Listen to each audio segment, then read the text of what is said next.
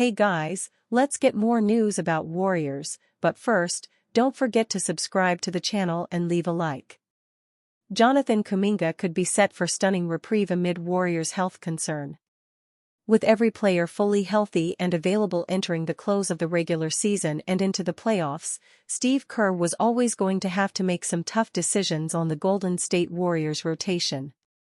The toughest and harshest of those fell on Jonathan Kuminga, with the talented fourth-year forward having received 3 straight DNPs despite being the third leading scorer on the Warriors over the course of the regular season. It seems like Kerr has made his decision on Kuminga after another DNP in Game 1 against the Houston Rockets, and that the only chance of a return for the 22-year-old would have to come through injury.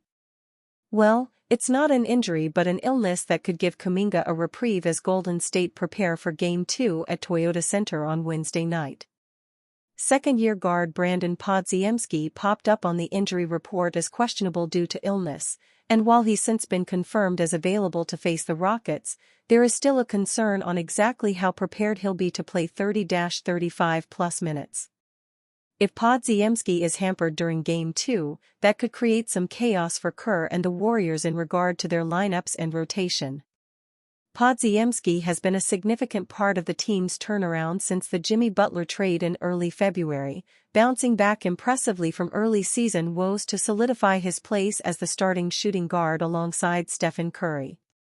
While Podziemski and Kuminga don't play the same position nor are similar players by any means, the former's illness could open up an opportunity that his fellow youngster desperately needs to return to the rotation. Podziemski had 14 points as the third leading scorer in Game 1 on Sunday, and also had a team-high 8 rebounds as Golden State otherwise struggled on the glass. If the Warriors need to replace the scoring and rebounding throughout the game, their best answer may be Kuminga despite his recent absence from the rotation. Kerr was full of praise on how Kuminga has handled himself since the benching, telling 95.7 The Game's Willard and Dibs on Tuesday that Kuminga's, attitude, his energy on the bench, cheering guys on, staying ready. He's a great young guy. This has been tough on him, but he's doing exactly what he should be doing, which is staying ready. If Podziemski's illness does open the door ajar for Kuminga ever so slightly, then the former 7th overall pick will need to be ready to capitalize and take full advantage. Draymond Green's defiant message to Rockets fans over obscene chants. After their Game 1 loss to the Golden State Warriors on Sunday, it wasn't just the players of the Houston Rockets who needed to step up in big in Game 2 on Wednesday night. The fans at Toyota Center also had to bring it to help make sure that their team would not fall into a deep 2-0 hole. The Houston faithful did just that on Wednesday, cheering their team all the way to what turned out to be a 109-94 victory for the Rockets. Along the way, the Rockets fans also took aim at Warriors star Draymond Green. The former Defensive Player of the Year was up to his usual antics on Wednesday night, with Green getting into it with Fred VanVleet late in the game. Rockets fans aren't too fond of Green, and they made sure to let him know how they feel by chanting obscenities at the Warriors veteran. After the loss, Green was asked to share his reaction to the savage treatment from the home crowd. The 4-time All-Star was defiant in his response, as he sent a blunt message to the Rockets fans. "It's not original," he said. "Been there before, won a championship while it was happening. So yeah, it's not really original. Can't steal other people's chants. That belongs to Boston. So, I kinda just kept pushing." That's pretty much on brand for Green. He hit 2 birds with 1 stone here by saying that he wasn't offended by the obscenities, while also taking a shot at the Rockets fans for their lack of creativity. This should only rile up the supporters even more, and this statement from Green could potentially motivate them to be even more savage once the series returns to Houston for Game 5. Knowing Green, though, the tested veteran should be ready for whatever's coming his way.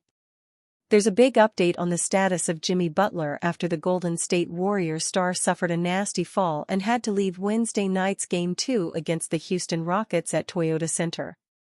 Butler was undercut by Amen Thompson on a rebound attempt late in the first quarter, with the veteran forward taking his subsequent free throws but exiting shortly after and not returning with what the Warriors called a pelvic contusion.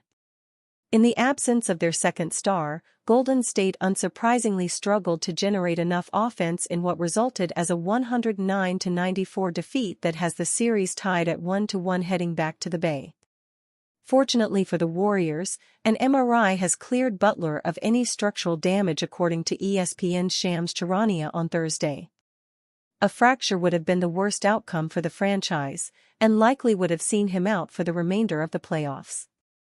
However, the 35-year-old's status for Game 3 is still in question, with Charania reporting that Butler's availability for Sunday's matchup at Chase Center is in serious jeopardy. NBA insider Chris Haynes reported that Butler is expected to be officially listed as questionable, having been diagnosed with a deep glut contusion.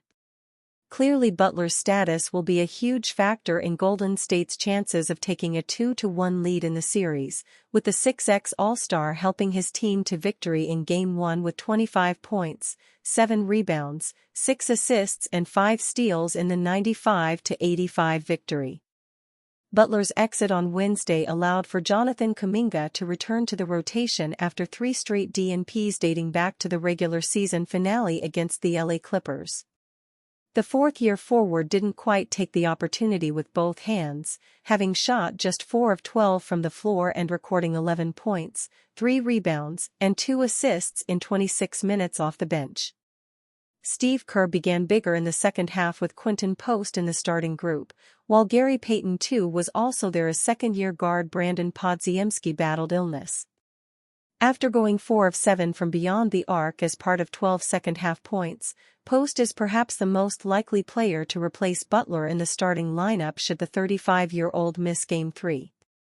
However, that's also going to require some defensive adjustments from Kerr after the rookie center found himself out on an island and vulnerable against Rockets guards Jallen Green and Fred VanVleet on multiple occasions during Wednesday's game. Prior to the Game 2 loss, Butler had scored 24 points or more in 5 straight games as playoff Jimmy started to materialize in a way the Warriors had envisioned when they traded for him in early February. Rockets' Jallen Green makes honest admission on first taste of playoff basketball. Jallen Green is in the 4th season of his career, and he finally made the playoffs after years of toiling near the bottom of the standings with the Houston Rockets. Green, the second overall pick of the 2021 NBA Draft, remains one of the key pieces of this young Rockets team. After all, when he's locked in offensively, the Rockets are tough to stop, as evidenced by how Green led his team to a 109-94 victory in Game 2 of their series against the Golden State Warriors to even things up at 1-1. Green put up 38 points on 13-25 shooting on Wednesday night, and he scorched the Nets from beyond the arc, making 8 of his 18 three-point attempts. This was quite the bounce back from the 23-year-old Rockets guard after he built a house with the bricks he threw up in Game 1, when the Warriors held him down to just 7 points on 3-15 shooting this past Sunday. After the Rockets' Game 2 victory, Green admitted that the moment became too overwhelming for him in his playoff debut. That first game, the lights were bright, the court looked huge. I couldn't really get a chance to settle in, my legs were a little shaky. That's part of it.